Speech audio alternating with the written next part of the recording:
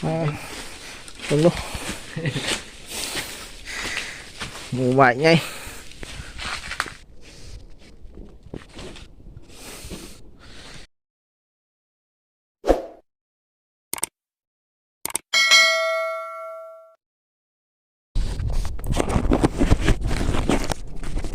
ทักทายสบายดีหมดทุกคน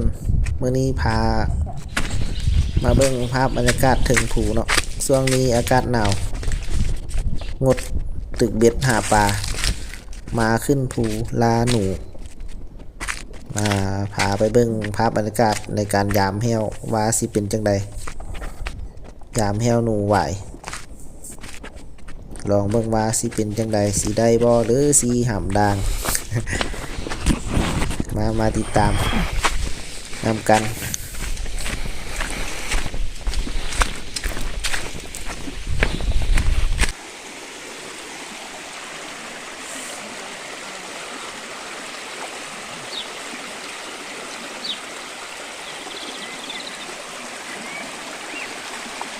ปลา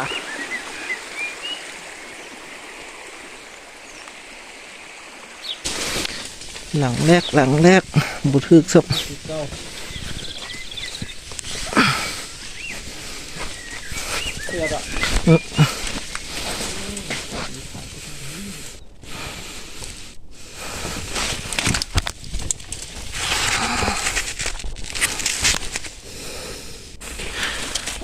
บ่ถึก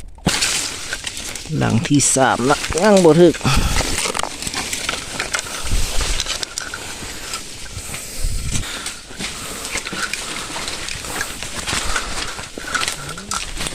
โอ้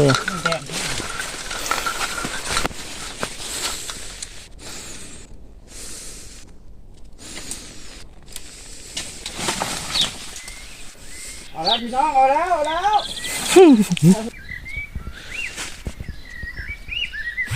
เก็บแดด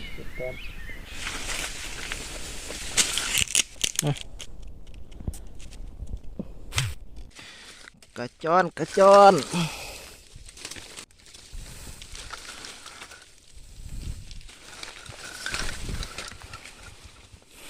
แต้มที่2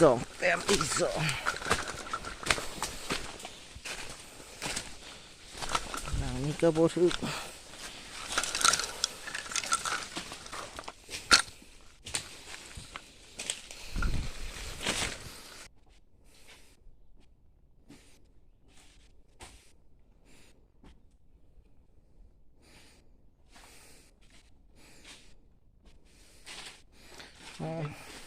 ตรงนู้น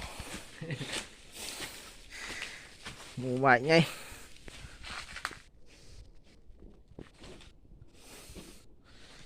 หางยาว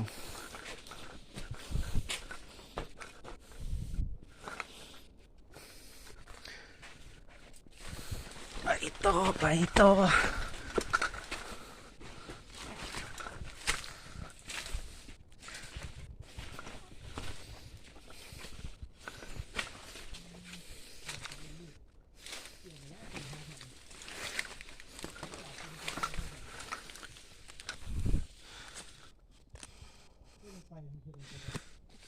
ต้นมะบุก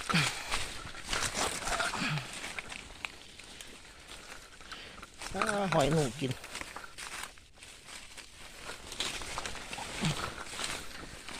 หอยหนูกินมะบุก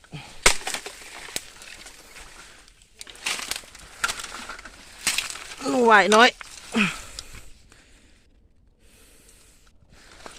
แต้มที่สี่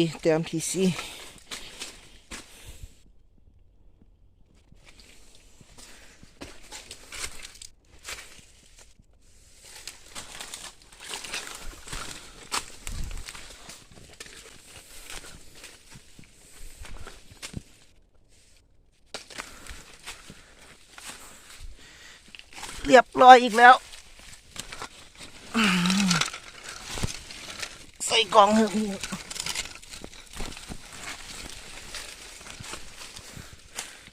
หมูไหวน้อย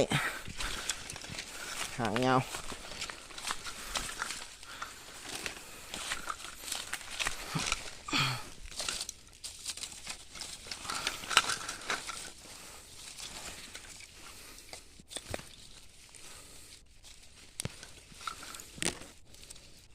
นี่มาหากินทางบกงดทางน้ำอากาศหนาว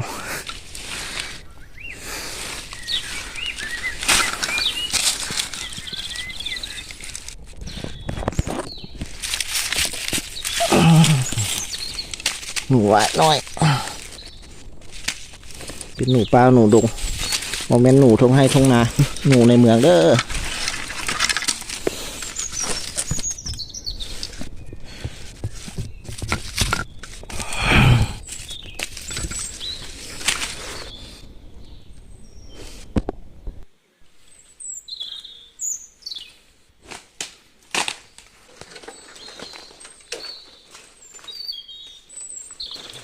มันเป็นขาสัน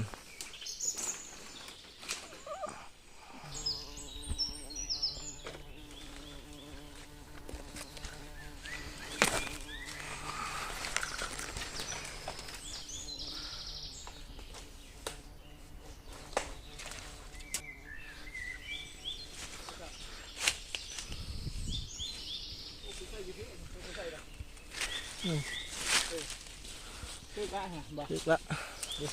หลังนี้บ่ถึกใส่กล้องเพิ่มหิน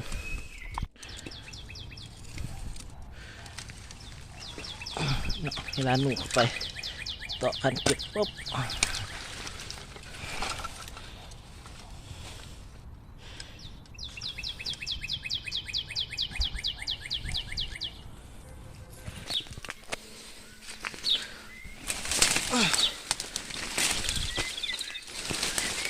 โอ้หนูไหวไงหำไงหำไงดึงเขาเลยทำ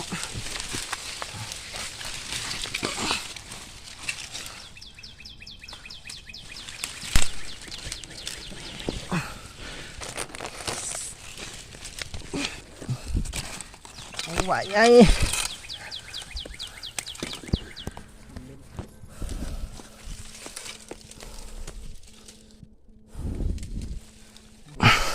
มีต้นมะไห่หน้าผาเด้อหน้าผาเลิก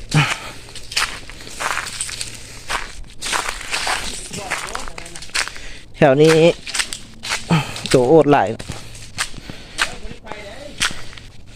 การตัวโอดอยู่นำเพิ่มหินเพิ่มอย่างมาการแต่ละเทือก็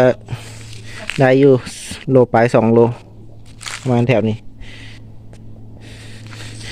หน้าผาเลิกหน้าผาเลิกโอ้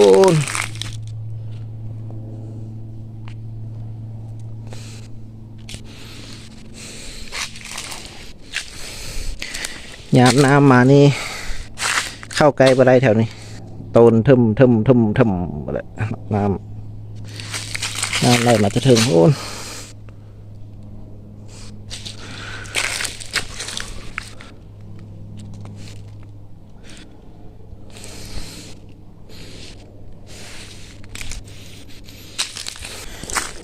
พยายามเหี้ยวหนู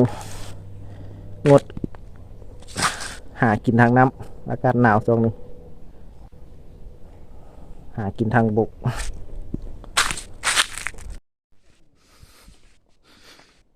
ยามเหี้ยวหนูต่อ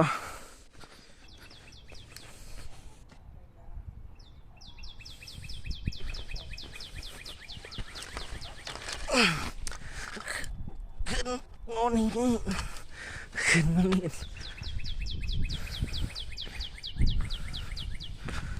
โอ้ทางเมื่อยทางมันทางมวนโอ้เย็นยังคือเก่า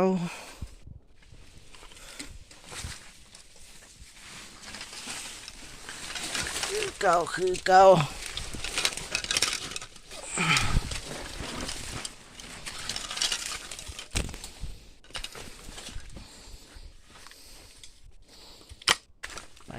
ไปต่อ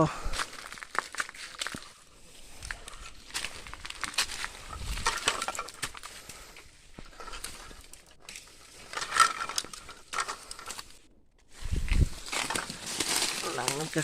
บ่ถึกมัน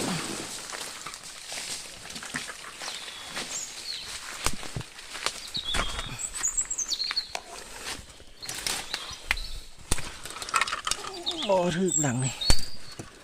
หมูบัวเข้าเห็ดแห้งเห็ดกระด้างเอามาเห็นเมื่อวานแต่บ่ได้เก็บเอามีหมาซื้อเก็บเอาหลังนี้ก็บ่ทึก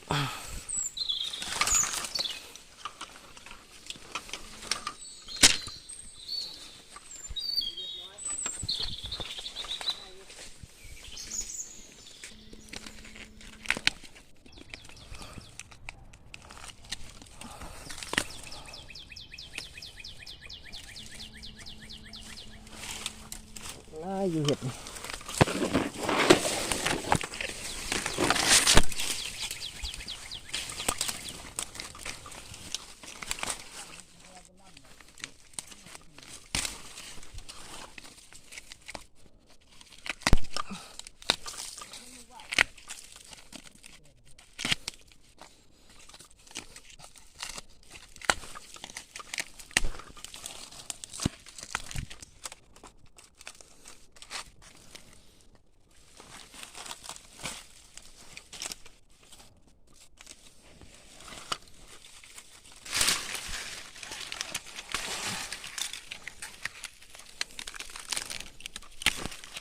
เลือกเอาแต่ดอกมันงาม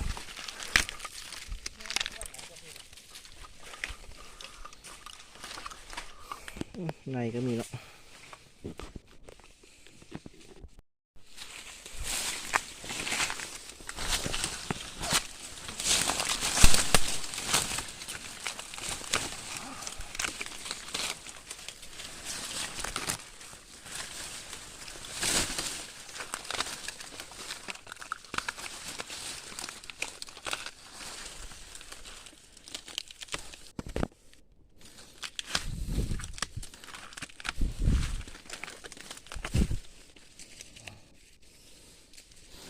บ่ได้เอาเป่า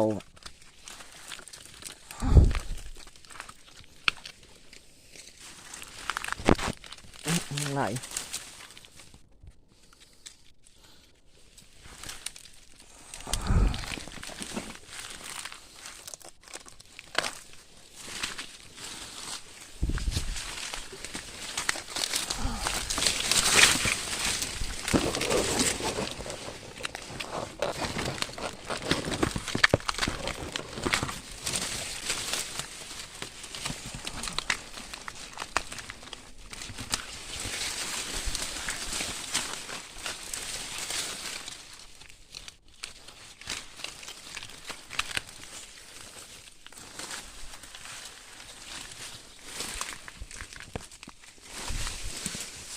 แก่เมื่อละนี่จะดอกแก่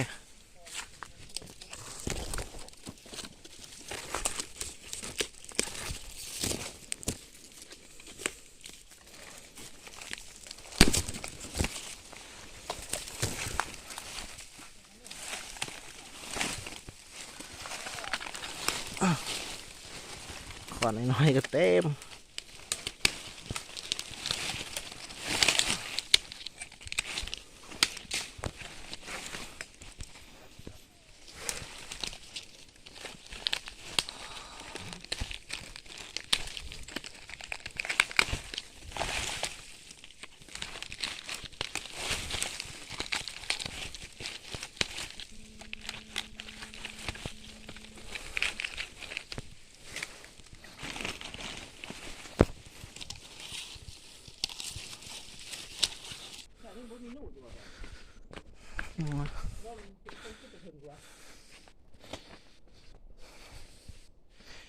ยามกระบอกหลังสุดท้าย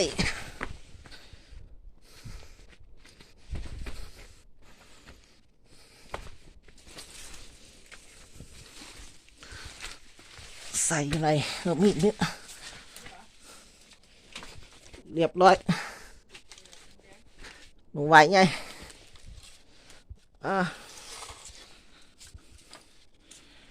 หนูไหวไงตัวเมียหมดจืดแล้วกระบอกแตก เอาเครือเขียนเอา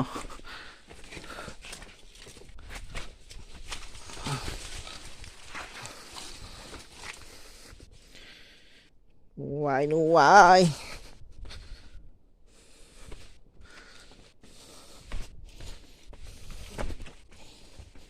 ยามแหวหนูเดี๋ยวแล้วมาสวยมายามสวยมื้อนี้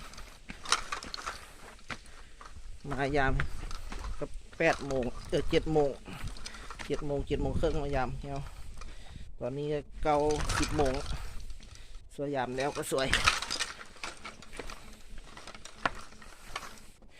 เดินทางกลับบ้านเลยทางเมื่อยทางม่วน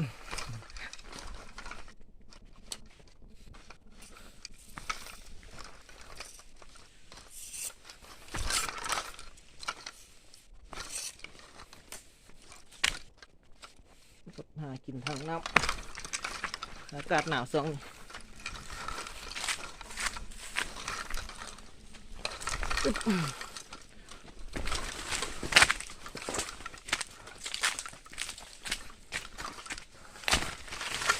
ไอ้ยังมานำห้วยเนาะถึงภูเขาควาย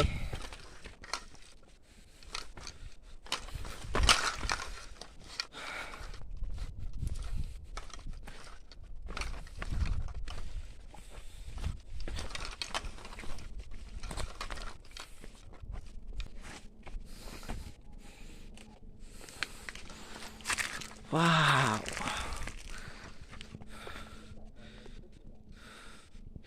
มากับไอ้มาใส่แฮวหนูเมื่อวานนี้บริถ่ายคลิปให้เบิ่งเดี๋ยวถ่ายคลิปตอนมายามให้เบิ่งเนาะ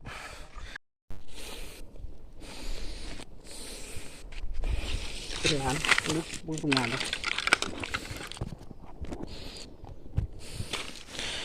ผลงานหนูไหวน้อยอันนี้เนาะ2 4 6 8 10 12กระจอน2 ตัวหนูไหวใหญ่4 ตัวจบคลิปเพียงเท่านี้ติดตามผลงานในครั้งต่อไปเด้อ